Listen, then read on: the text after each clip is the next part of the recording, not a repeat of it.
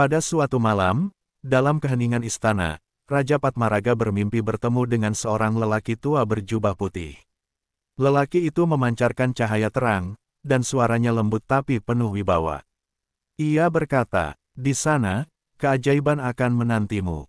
Ingatlah, apapun yang engkau temukan, jagalah dengan cinta dan keikhlasan. Wahai Raja, kerinduanmu untuk memiliki keturunan telah didengar. Besok pagi, pergilah ke tepian Sungai Tabalong."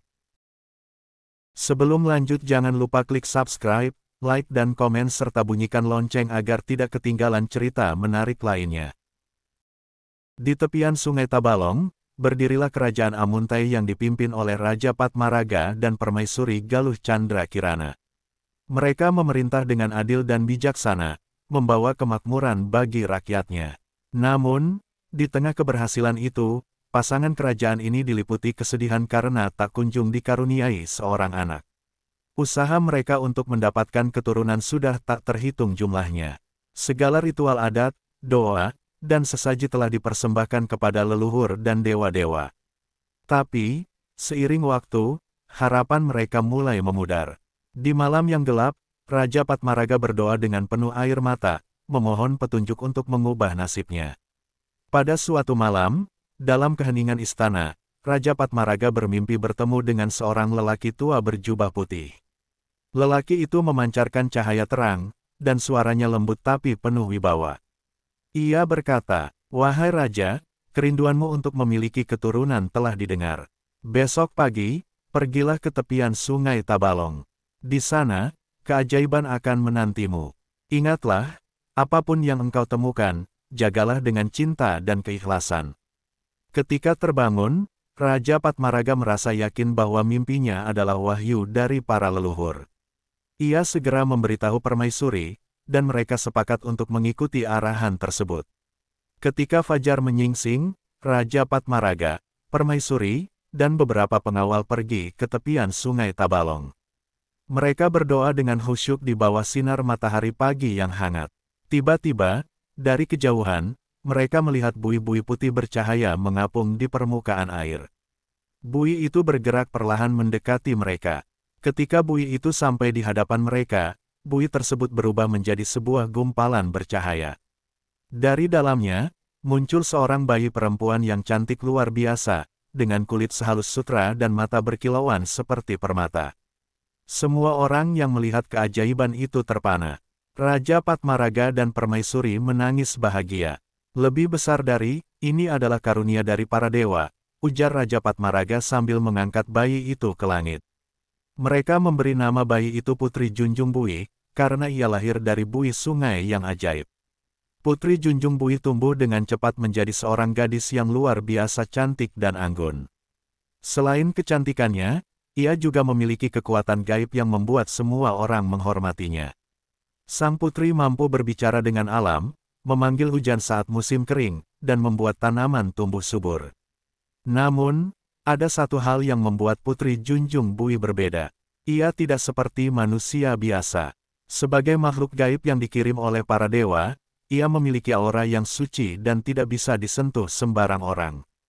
Hal ini menjadikan Putri Junjung Buih bukan hanya sosok pemimpin, tetapi juga pelindung bagi kerajaan Amuntai. Ketika Putri Junjung Buih mencapai usia dewasa, kecantikannya menjadi buah bibir di seluruh penjuru negeri. Banyak pangeran dari kerajaan-kerajaan besar datang untuk melamarnya. Mereka membawa hadiah-hadiah mewah berupa emas, perhiasan, dan rempah-rempah, tetapi Putri Junjung Buih menolak semua lamaran itu. "Aku hanya akan menikah dengan seorang pria yang mampu memenuhi syaratku. Ia harus membawa gong besar yang berbunyi tanpa dipukul dan sebuah keris yang bercahaya di kegelapan malam." Syarat ini terdengar mustahil. Banyak pangeran yang mencoba, tetapi tidak ada yang berhasil. Di tengah keputusasaan para pangeran, muncul seorang pemuda bernama Pangeran Suryanata dari Kerajaan Keling. Ia terkenal sebagai pangeran yang cerdas, pemberani, dan memiliki kekuatan spiritual yang kuat. Ketika mendengar tentang syarat Putri Junjung Buih, Pangeran Suryanata memutuskan untuk mencobanya. Pangeran Suryanata pergi bertapa di sebuah gunung keramat untuk memohon petunjuk kepada para leluhur. Dalam meditasinya, ia mendapatkan visi tentang tempat-tempat suci di mana gong ajaib dan keris bercahaya itu berada. Perjalanan Pangeran Suryanata tidaklah mudah. Ia harus melintasi hutan lebat, melewati sungai yang dipenuhi buaya, dan menghadapi makhluk gaib penjaga harta karun. Dengan keberanian dan kebijaksanaannya, ia berhasil menemukan gong besar yang terbuat dari emas murni. Gong itu memiliki kekuatan magis untuk berbunyi sendiri. Kemudian, ia melanjutkan pencariannya ke sebuah gua di puncak gunung.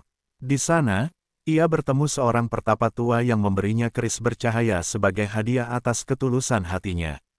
Pangeran Suryanata kembali ke kerajaan Amuntai dengan membawa kedua benda ajaib itu.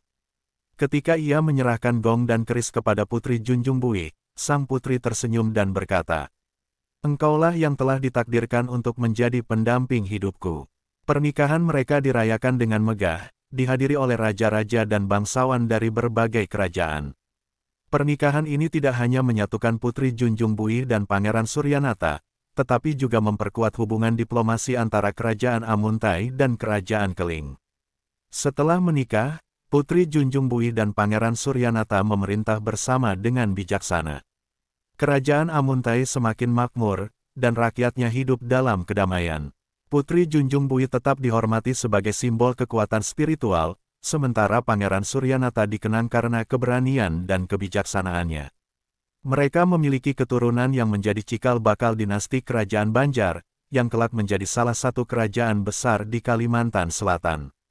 Legenda Putri Junjung Buih mengajarkan bahwa kesabaran, ketulusan, dan kerja keras akan membawa keberhasilan. Kisah ini juga mengingatkan kita tentang hubungan manusia dengan alam dan kekuatan ilahi yang selalu hadir di setiap langkah kehidupan. Hingga kini, cerita ini tetap hidup dalam budaya masyarakat Kalimantan Selatan sebagai warisan yang berharga.